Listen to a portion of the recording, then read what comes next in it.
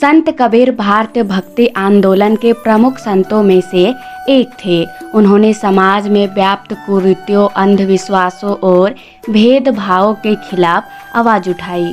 उनकी वाणी में आध्यात्मिकता के साथ साथ व्यवहारिक जीवन के भी गहरे संदेश होते थे। यह कहानी कबीर के सत्य की खोज, उनके जीवन संघर्ष और समाज को सुधारने के लिए उनके प्रयासों पर आधारित है। कबीर का जन्म 1398 ईस्वी के आसपास वाराणसी में हुआ था। उन्हें नीरू और नीमा नामक जुल्हा दंपति ने गोद लिया था। उनका पालन पोषण एक साधारण परिवार में हुआ।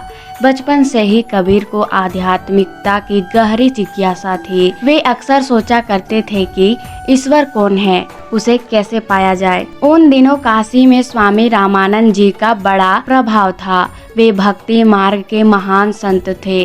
कबीर ने उन्हें अपना गुरु बनाने का निश्चय किया, लेकिन रामानंद जी ने किसी जुल्हे को शिष्य बनाने को तैयार नहीं थे। एक दिन कबीर ने एक युक्ति लगाई। उन्होंने गंगा घाट की सीढ़ियों पर प्रातःकाल जाकर लेटना शुरू कर दिया। जब स्वामी रामानंद जी गंगा स्नान के लिए आए तो उनका पैर कबीर के शरीर से टकराया और उनके मुख से स्वतः ही राम राम निकल पड़ा। कबीर ने इसे ही दीक्षा मंत्र मान लिया और स्वयं को उनका शिष्य घोषित कर दिया। कबीर ने देखा कि समाज जात पात, ऊंच नीच और बाहरी अंडबारों में उलझा हुआ था। उन्होंने इस झूठे दिखावे की भक्ति को अस्वीकार किया और सीधे सत्य की ओर बढ़ने का संकल्प लिया। एक बार एक ब्राह्मण पंडित कबीर के घर आया और कहा, तू जुल्हा होकर इतना ज्ञान कैसे रखता है? धर्म शास्त्रों की बातों को समझने की तेरी हिम्मत कैसी हुई?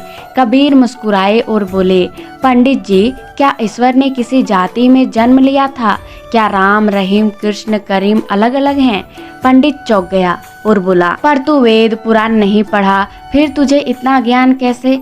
कबीर बोले, गुरु की कृपा से सत्य को जानने के लिए पुस्तकों की जरूरत नहीं, सच्चे हृदय की जरूरत होती है। कबीर के बढ़ते प्रभाव से काशी के पंडित और मौलवी दोनों परेशान थे। उन्होंने कबीर के खिलाफ बादशाह सिकंदर लोदी से शिकायत की। राजा ने कबीर को दरबार में बुलाया और पूछा, तुम कौन हो? कबीर बोले, हम तो एक साधारण जुल्हा हैं, लेकिन ईश्वर के दास भी हैं। राजा ने गुस्से में कहा, तुम हिंदू हो या मुसलमान? कबीर मुस्कुराए और बोले, ना मैं हिंदू ना मैं मुसलमान, मैं तो केवल सत्य का सेवक हूँ। राजा ने उनकी परीक्षा लेने के लिए आदेश लिया कि कबीर को नदी में फेंक दिया जाए, पर जब सैनिकों ने उन्हें गंगा में डुबोने की कोशिश की तो कबीर जल पर तैरने लगे। राजा चकित रह गया और उसने कबीर को मुक्त कर दिया। कबीर ने पूरी जिंदगी समाज को यह सिखाने में लगा दी कि भगवान मंदिर मस्जिद में नहीं बल्कि सच्चे हृदय में बसते हैं। वे कहते थे कि माला फेरत जगमुआ, फिरा न मन का फेर, कर का मन का डरी के, मन के मन का फेर। अर्थात सिर्फ माला घुमाने से कुछ नहीं होगा, असली परिवर्तन तो मन का होना चाहिए। कबीर का जीवन सत्य और प्रेम की मिसाल था।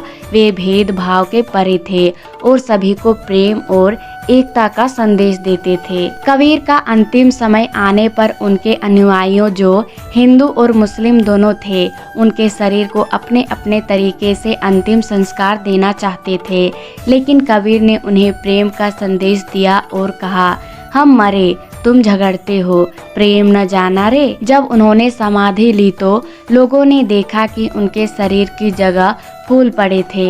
हिंदू और मुसलमानों ने उन फूलों को बांट लिया और अपने अपने रीति से उनका सम्मान किया। निष्कर्ष, कबीर का जीवन हमें सिखाता है कि सत्य, प्रेम और भक्ति ही असल पूंजी है। हमें जात पात, धर्म और बाहरी अंडबारों से ऊपर उठकर एकता और प्रेम का मार्ग अपनाना चाहिए। कबीर आज भी अपने साखियों और दोहों के माध्यम से हमें सही मार्ग दिखा रहे हैं। पोथी पढ़ पर जगमुआ, पंडित भया न कोई, ढाई आखर प्रेम का, पढ़े सो पंडित होय। अर्थात केवल ग्रंथ पढ़ लेने से कोई ज्ञानी नहीं बनता, असली ज्ञान प्रेम और सत्य में है।